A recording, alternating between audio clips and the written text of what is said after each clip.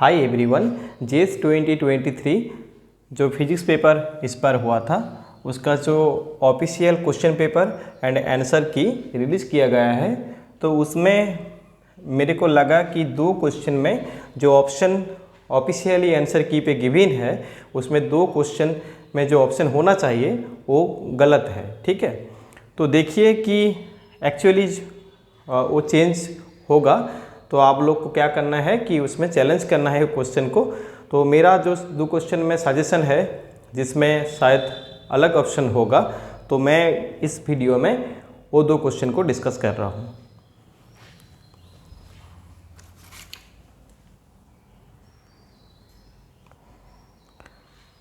जो क्वेश्चन था कि क्वेश्चन नंबर 5 पे कि consider a system of A classical non interacting particles constant to in the xy plane subjected to the potential। जो मैंने actually memory based session में भी कराया था कि एक पोटेंशियल गिवन था half of alpha x minus y का स्क्वायर। तो इस पोटेंशियल में एक्चुअली वो पार्टिकल है जो एक्स वाई प्लेन में गिवन था पोटेंशियल, और पार्टिकल क्या था कि एक थर्मल इक्विलिब्रियम पे था टेम्परेचर टी पे।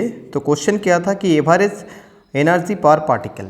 ठीक है, तो ये करने के लिए क्या करना होगा कि एवरेज एनर्जी पूछा जा रहा है। तो total energy of the system आपको पहले लिखना है कि p x square under 2m, 2 dimension में था तो इसलिए p x square under 2m plus p y square under 2m, ये काइनेटिक एनर्जी हो गया। और जो पोटेंशियल एनर्जी था कि half of alpha x square, ये आप एक्सपांड कर दीजिए तो क्या आ रहा है देखिए कि half of alpha of y square and then जो आएगा और एक जो टर्म आएगा वो क्या है कि अल्फा ऑफ एक्स वाई। ठीक है, तो चलिए, तो फिर आपको पूछा गया था कि एवरेज एनर्जी का वैल्यू क्या होगा।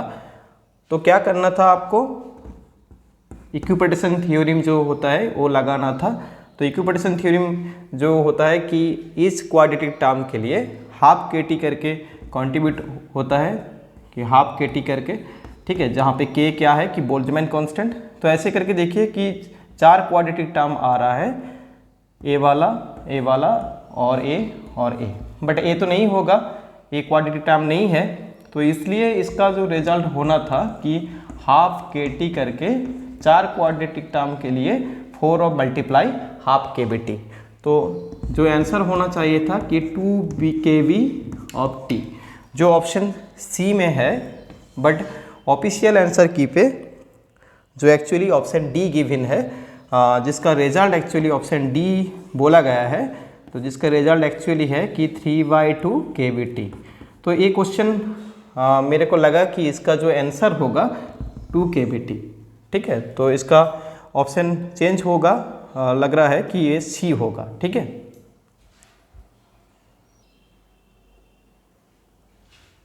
और एक क्वेश्चन का आंसर गलत लग रहा है कि जो 14 नंबर क्वेश्चन पे था, जो पीडीएफ उन्होंने ऑफिशियल क्वेश्चन पेपर उन्होंने रिलीज़ किया है, तो जो एक कॉम्प्लेक्स इंटीग्रल से पूछा गया था, ये भी मैंने मेमोरी बेस्ड क्वेश्चन में डाला है। तो देख सकते हैं वहाँ पे भी मेरा जो रिजल्ट आ रहा था वो क्या है कि उसमें थोड़ा चेंज आ रहा है। ठीक है, तो देखिए क्या है कि उन्होंने जो गिवन ऑप्शन दिया है और आपका जो रिजल्ट होना चाहिए वो नहीं है एक्चुअली। ठीक है, क्या था क्वेश्चन कि कंट्रीब्यू इंटीग्रल कैलकुलेट करना था, कि जो था एक्चुअली कि I equal to close line integral of cos square z minus of z square under z minus a का whole cube of d z, ये पूछा गया था। इसका वैल्यू क्या होगा, और इसमें जो गिवन था कि where the clockwise contour c is encircling the point z equal to a in the complex plane. ठीक है, तो इसका सॉल्यूशन थोड़ा देख लीजिए क्या होगा कि इसमें जो करना था कि पहले आप इसको ऐसे लिख सकते हैं कि half of 1 plus cos of 2z minus z square z minus a का whole cube of d z. ठीक है, तो फिर क्या करना था कि आपको पोल निकालना था। पोल निकालने का जो तरीका होता है कि डिनोमिनेटर को आप 0 कर दीजिए, तो that means z equal to A.